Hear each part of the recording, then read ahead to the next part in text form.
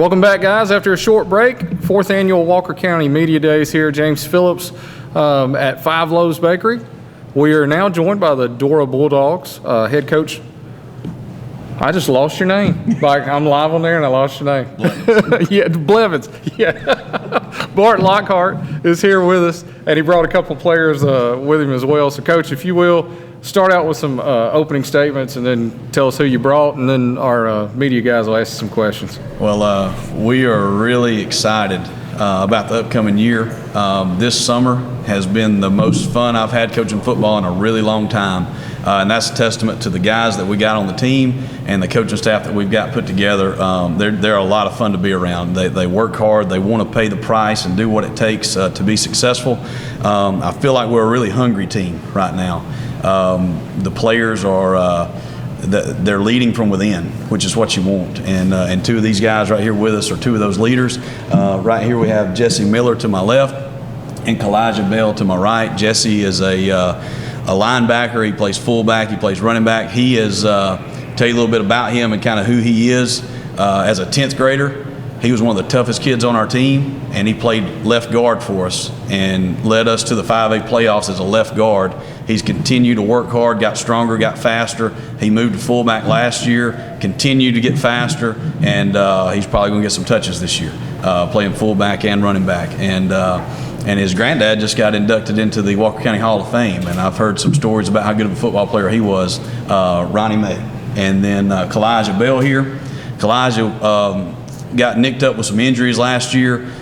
He has got tons and tons and tons of potential, and I've seen a change in him. Before the pandemic shut us down, he was working as hard as I have ever seen him work. He's got a taste of what it's like and how good he can be, and I've really seen him put in the work this summer and in the off season to I'm expecting big things out of him this year.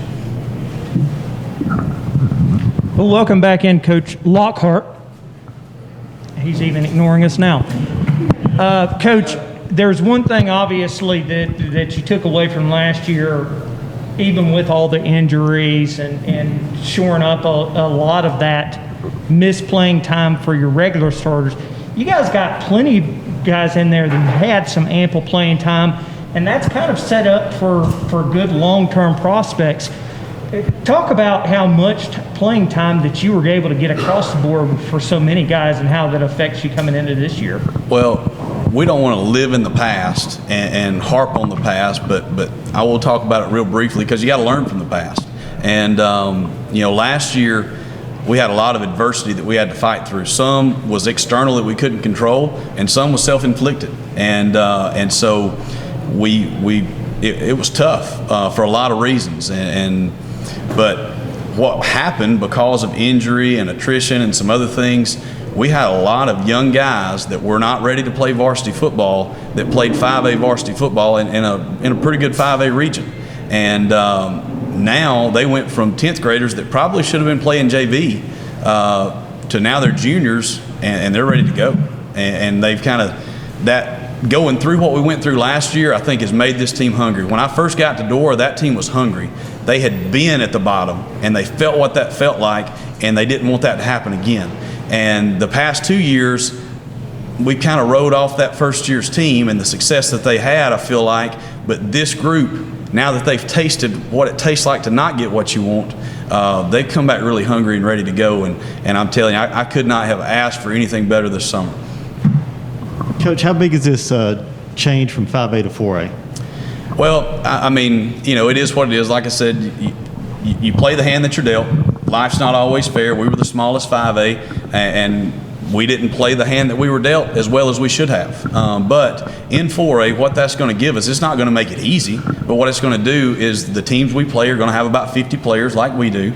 The teams we play are going to have 5 to 6 coaches like we do. And so it's going to be more of a level playing field. And so, and that's, we got to do whatever we need to do with that because nothing's going to be given to us. And our whole deal this year is earn it as far as what we want to do. If we want success, we got to earn it no matter where we're at. Nobody's going to roll over because we were 5A last year and say, oh, they were 5A last year, we're not going to play hard this game. No, every team we play is going to come to win the football game. So, and we've got to be ready to do that too.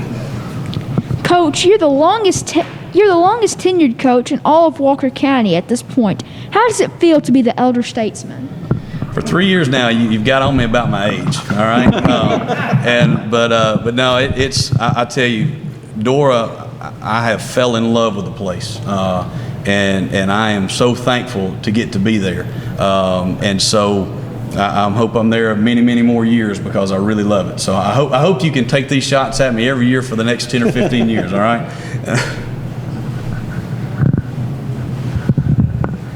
This is for the players. We'll start with Elijah. Talk about what it was like when you guys found out that you were going to get to play football. Not just importance for the football team, but for the whole community and the school to have kind of a rallying point against all that's going on. I think everyone was very happy that we were going to have a season.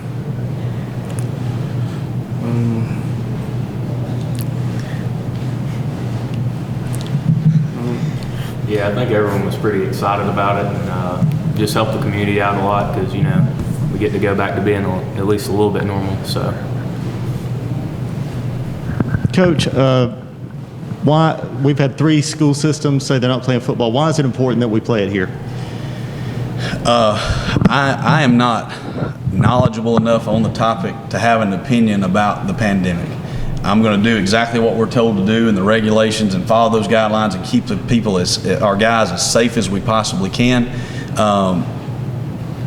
But we need to get back to normal.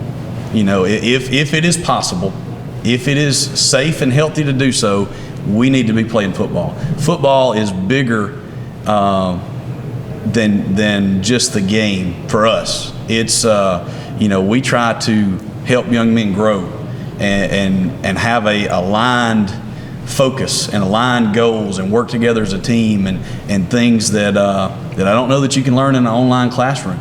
And so I love the game. It has helped me grow as an individual, even as a coach.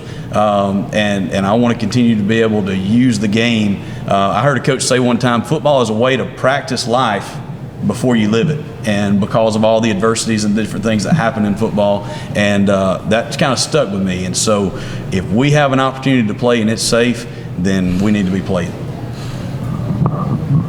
And guys, I know I had spoke to y'all a little bit earlier, a few months ago, after you had come back for the coronavirus.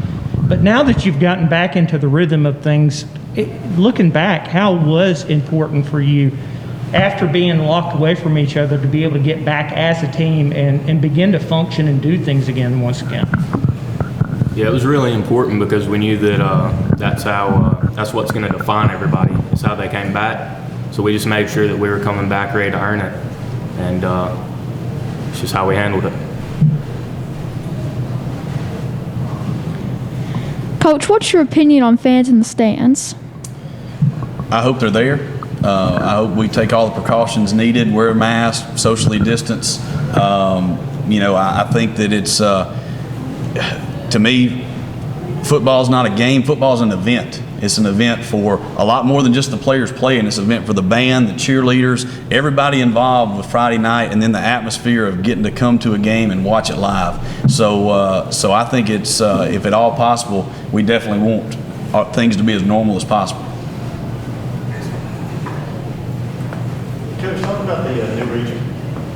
A lot of talent in the new region, a lot of good teams, a lot of good coaches. We start off with, we have our non-region games first. We've got Cordova and Holt, and then we have a bye week, the way we kind of drew out. We had a bye week, and then we play Hanceville.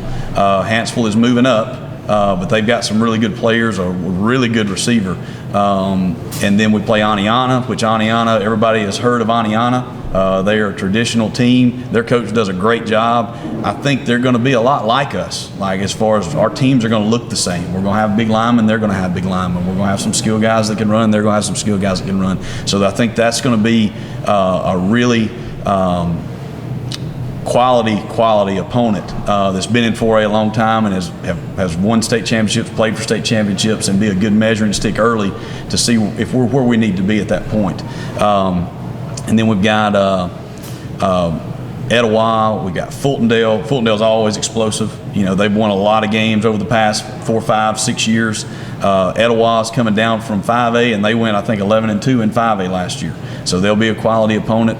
The thing about our region, and I'm leaving some out, Good Hope. Good Hope's had the best decade of football I think they've ever had. The coach up there does a great job. We've been kind of playing against him. My first year at Dora, we played Good Hope, and he did a great job with that team. The year when I was at Cordova as the offense coordinator, we played them, and it was a battle. It was, I think we won 50-48 that year. And so he's been there for a long time. He's got his system in, and he does a great job with those guys. They're going to be a tough, hard-nosed football team. Asheville's got a new coach. But I told our guys the other day, if you can compete in our region, you can compete with anybody in the north half of the state.